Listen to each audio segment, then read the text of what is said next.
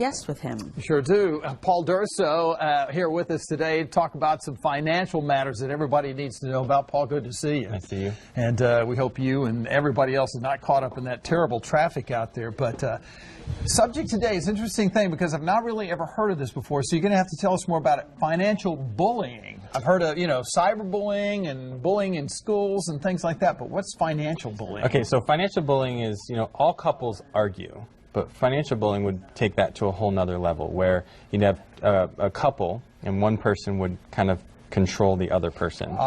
They wouldn't let them, shop alone to buy things, would be very micromanaging over every aspect of their budget, make them feel very guilty if they spent even the littlest amount of money. So it's a lot of control. How do you recognize that, though, if you're the person being bullied? Do you automatically know it, do you think? Or can it be such a subtle thing you may not realize it? I guess it really depends on the person that's bullying.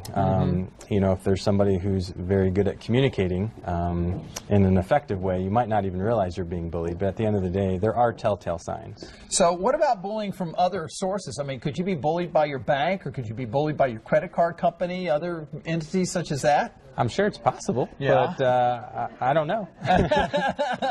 Well, I hope no one is at all. But so what warnings do you have about financial bullying? Well, there's a couple things that I think can help if you're in the situation and find yourself in a bullying situation. The first thing that you really want to do is communicate. And there's a couple areas that we want to communicate with. And the first one is, debt.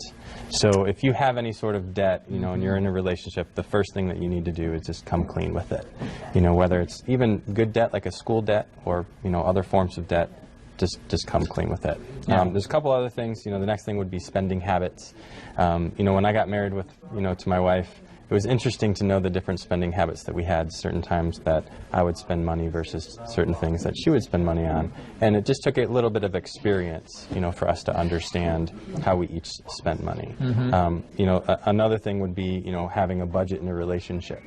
I think this would really help, in a bullying relationship, to have a budget, some guidelines, an open form of communication on, we're going to stay within here, can I have this amount of money to spend, and just having a dialogue, one way or the other.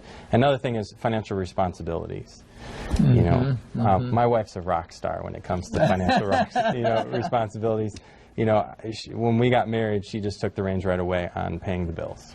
And she's very detailed, and she's so good at being responsible financially. So, she does that. I do other things like taxes and things, but we have a good relationship in that regard. All right. It's good. I think you hit on the key word there, communication, and probably good to see a financial expert like Paul Durso with Durso Capital Management, because it is. I've always heard that financial difficulties can be one of the greatest causes of problems within a relationship. Paul, thank you so much.